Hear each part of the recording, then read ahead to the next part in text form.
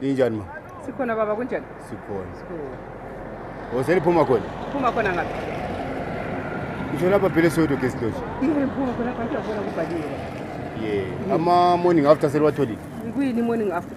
Hawu mama likwazi umuntu omdala. Ngikwazi ngiyakwazi ngakubona. Kono khiyana ukuthi omunye nxa kusuke kwaphunyuka ezinye izinto kwadabuka ezinye izinto bese lithi. Wena mntwana kathi uyalihlolela kanti. Ngiyalihlolela. Uyahlolela kuyini khona? Ama morning after mama emalodge siyabe silindele abantu abanjengabona laba babe. Wena mntwana. So ukuthi ngingangena lapha sokulicala.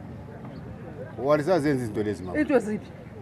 Khathi abantwana bakathesa indaba enganamthetho so. Mina bengithesa ama morning after mama. Bakhona nabanye ngale marumini. Ngi morning after leyo engayaziyo mina. Bakhona abanye emarumini. Baningi abantu laba so ngihamba khaya labantu emarumini mina. Anti mina lami ngihamba ngokwami.